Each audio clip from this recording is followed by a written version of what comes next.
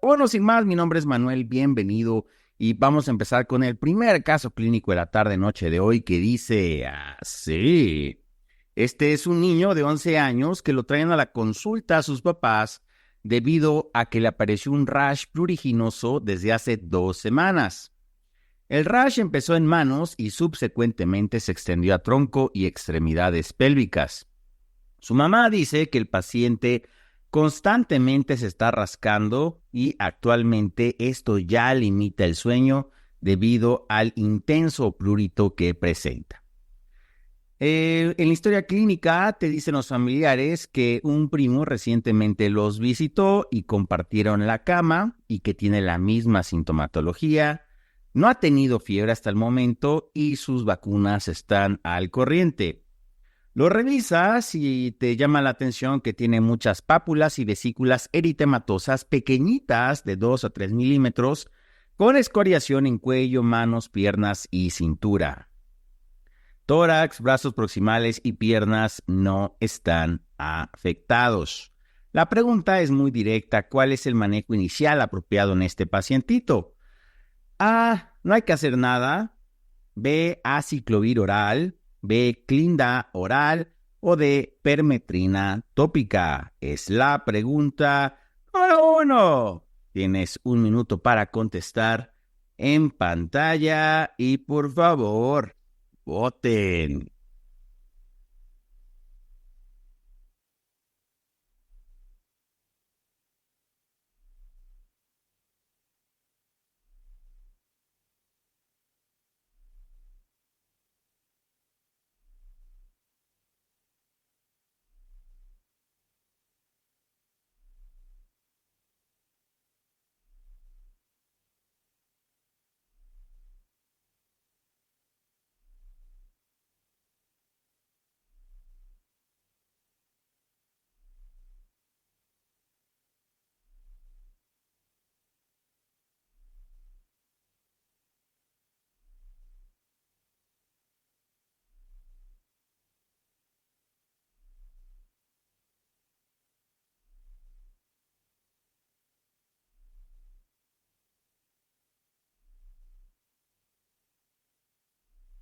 Cinco segundos.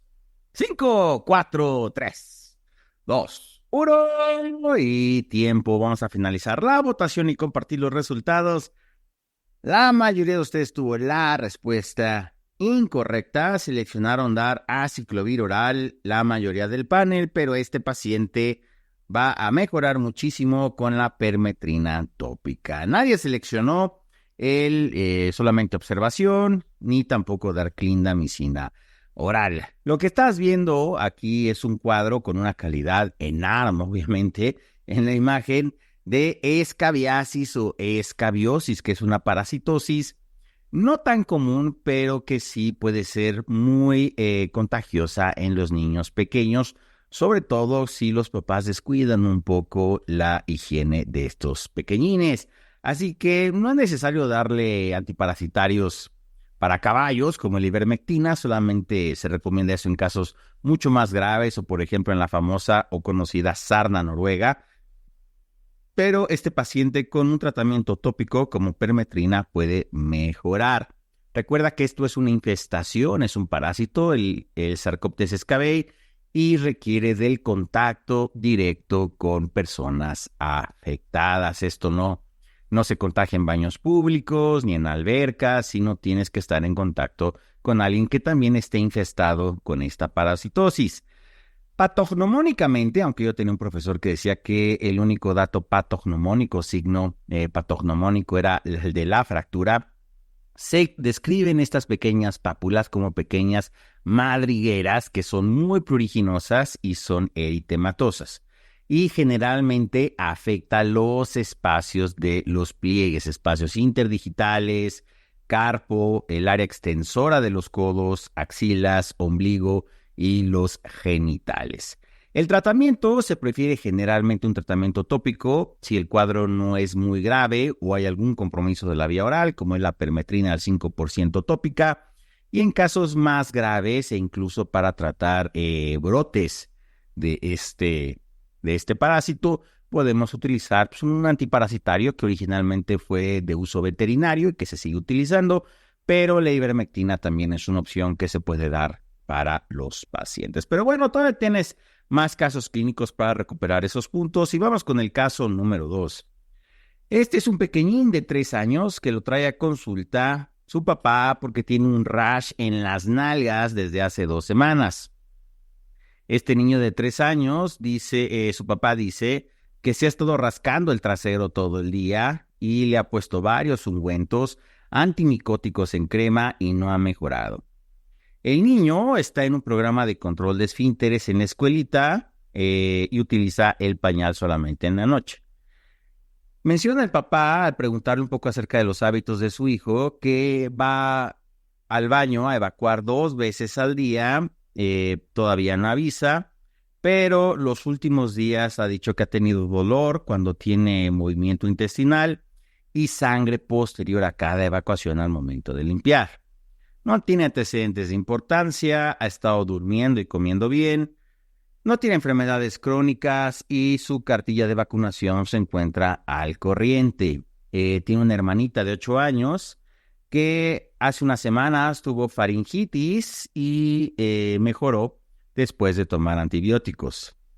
A la exploración física, 37 grados de temperatura, lo ves con buen hábitus, tiene un rash muy bien definido de color rojo brillante, 2 centímetros alrededor del ano de manera circunferencial. Además, 2 lesiones más en la región perianal. No tiene otra lesión. ¿Cuál de las siguientes opciones es el diagnóstico más probable de este pacientito? A, tiene una dermatitis del pañal con infección por cándida.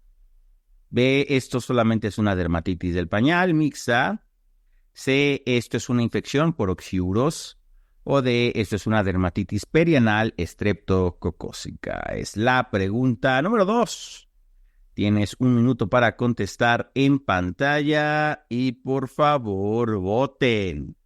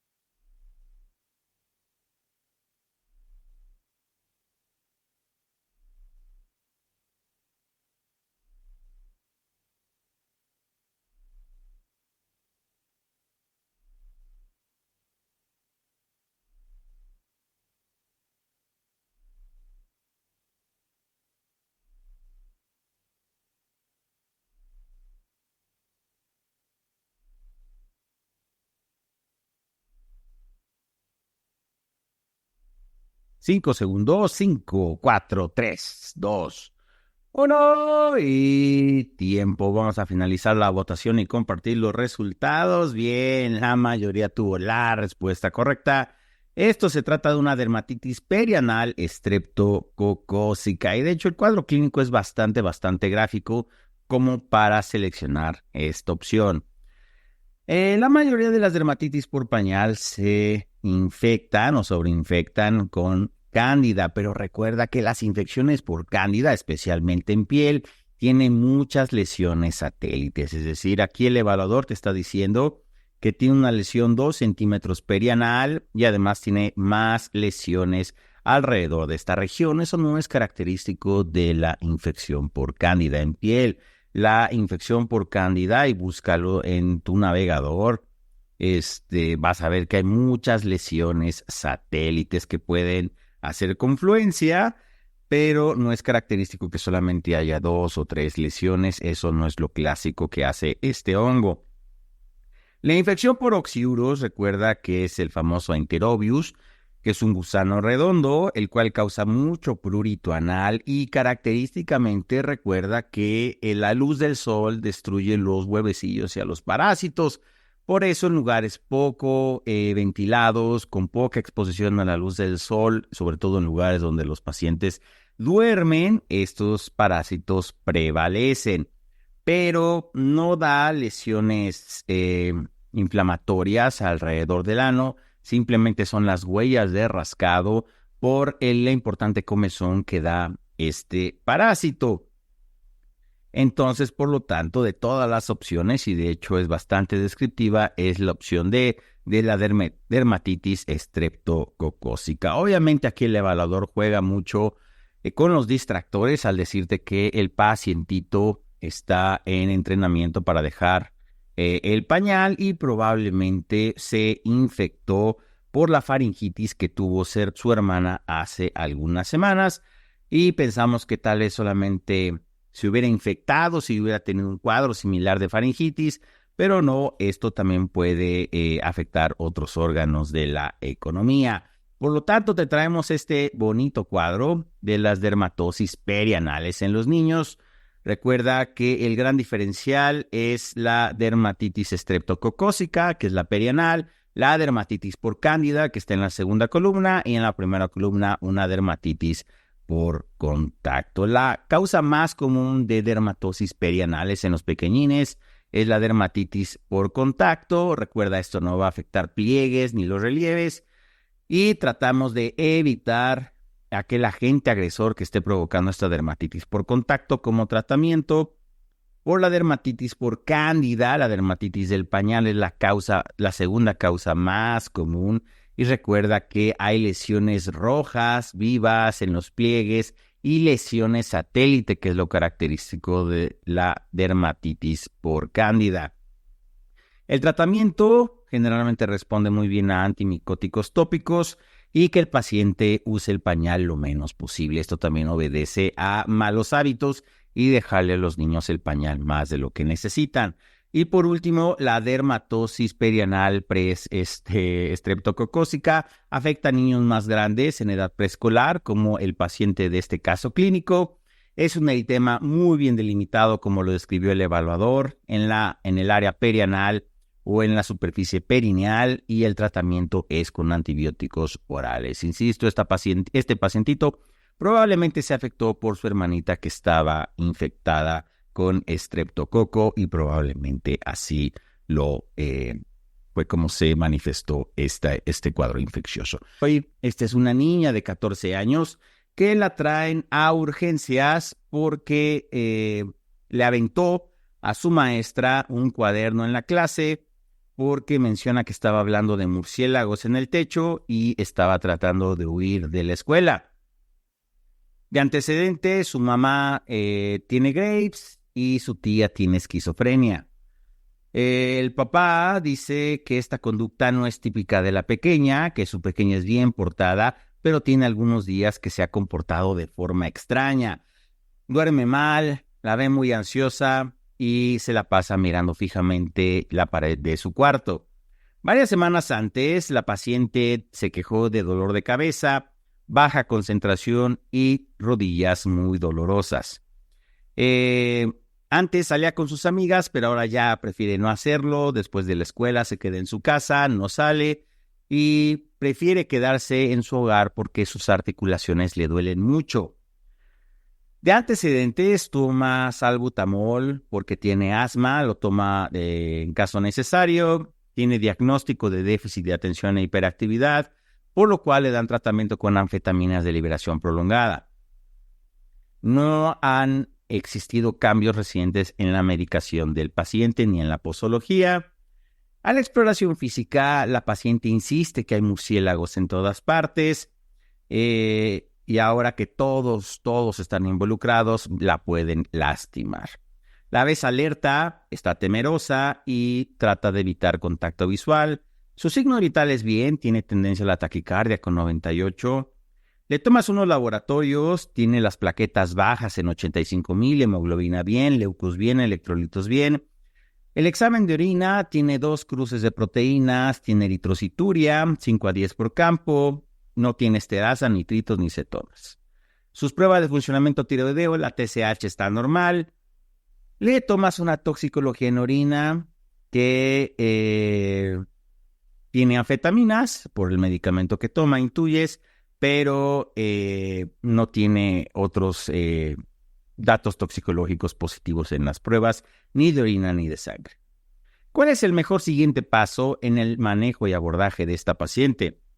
Vamos a iniciar un antipsicótico en dosis baja para manejar este trastorno psicótico. B, hay que suspender las anfetaminas. C, vamos a pedirle unos anticuerpos antinucleares. O D, hay que hacerle un hisopado uretral. Es la pregunta número 3, el último caso clínico de la tarde-noche de hoy. Tienen 1 minuto para contestar en pantalla y por favor, vote.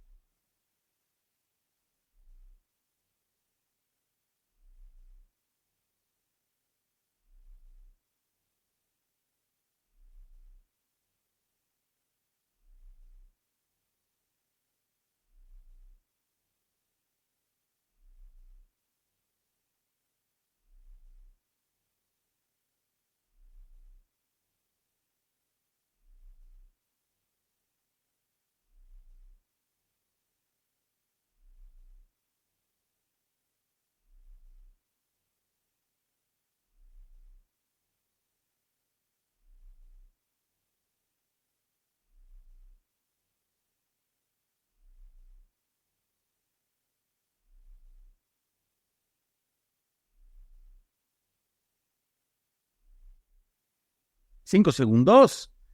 5, 4, 3, 2, 1 y tiempo. Vamos a finalizar la votación y compartir los resultados.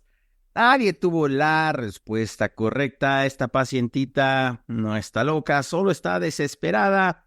Voy a detener el uso compartido y lo que hay que hacer con esta pequeñita es obtener anticuerpos antinucleares, porque aunque no lo crean, las pacientes con lupus pueden dar manifestaciones neurológicas. Y recuerda que las dos causas que van a provocar la muerte de las pacientes con lupus, y hablo en femenino porque la mayoría de las pacientes son mujeres, es la afección de los riñones o la afección del sistema nervioso central. Y el neurolupus puede provocar brotes psicóticos, como en el caso de esta paciente. No estoy en contra, como alguna de las opciones que mencionaron, de que le podemos iniciar un antipsicótico, pero lo más importante es hacer el estudio que va a abrir tu diferencial, como son los anticuerpos antinucleares. La mayoría, si no es que todas las pacientes con lupus, tienen positivo los anticuerpos antinucleares a títulos muy significativos.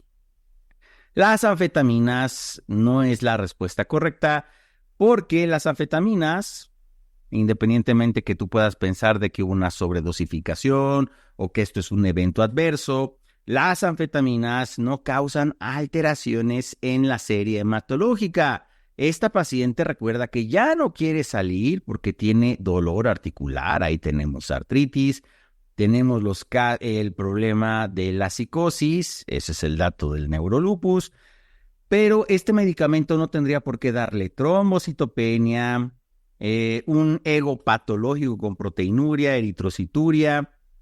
Entonces, esta pacientita tiene 1, 2, 3, casi 4 criterios de clasificación para lupus, y eso, créeme, un solo medicamento no lo provoca. Realmente preguntar lupus es muy difícil en el examen nacional, más en un examen que solamente es escrito hasta el momento, pero generalmente si quieren preguntar esta enfermedad, lo van a hacer de esta forma, de cómo harías el diagnóstico o la sospecha diagnóstica de lupus eritematoso. Va a ser una mujer, adolescente o joven de menos de 30 años de edad, y en ocasiones las alteraciones psicóticas es lo que hace un gran distractor, pero las pacientes con lupus pueden tener estas alteraciones de neurolupus. Se hizo muy famoso durante la pandemia las declaraciones de Pati Navidad, una actriz mexicana, y parece que tenía esta persona tiene lupus eritematoso y lo estaba manifestando principalmente con alteraciones neuropsiquiátricas. El realizar el cultivo de hisopado uretral sería para descartar tal vez para hacerle amplificación de ácidos nucleicos, pensando en alguna infección de transmisión sexual, por las alteraciones del ego, pero la paciente negó disuria y el principal problema son las alteraciones visuales. Entonces recuerda, poliartritis, alteraciones psicóticas, trombocitopenia o alguna alteración en la línea de la biometría hemática, alteraciones renales que podemos saber a través del examen general de orina, nos hace pensar que esta paciente puede clasificarse como una paciente con lupus. Entonces, recuerda, hay diferentes tipos de manifestaciones. Los criterios de clasificación, porque recuerda que en reumatología no tienen criterios diagnósticos, constitucionales, fiebre, fatiga, pérdida de peso, artritis, rash en mariposa, que es lo más clásico y lo que más preguntan, y por lo tanto en el examen nacional puede ser que así venga, la fotosensibilidad, los cuadros agudos más peligrosos que me ha tocado a mí ver de pacientes con lupus es por las pacientes que se exponen al sol sin fotoprotección, pleuritis, pericarditis, peritonitis, eventos tromboembólicos, porque recuerda que las pacientes pueden tener síndrome de anticuerpos antifosfolípidos, y las alteraciones neurológicas, que son una de las causas de muerte en las pacientes con lupus, como las convulsiones y las alteraciones cognitivas. En laboratorio vas a ver alteraciones en la biometría, trombocitopenia, anemia, leucopenia, bajo complemento, anticuerpos, y el más sensible son los anticuerpos antinucleares. Por eso es la respuesta correcta, y los anticuerpos más específicos son los anti-Smith y los anti-DNA doble cadena. Y la alteración renal, podremos ver proteinuria, como el caso de esta paciente, y que la creatinina esté elevada por la falla renal y la afección nefrológica que provoca el lupus, que es una de las causas de gran mortalidad en estas pacientes. Pero ahora, no te pongas triste, ya vas a saber identificar una paciente con lupus en el examen. Muchísimas gracias por haberte conectado.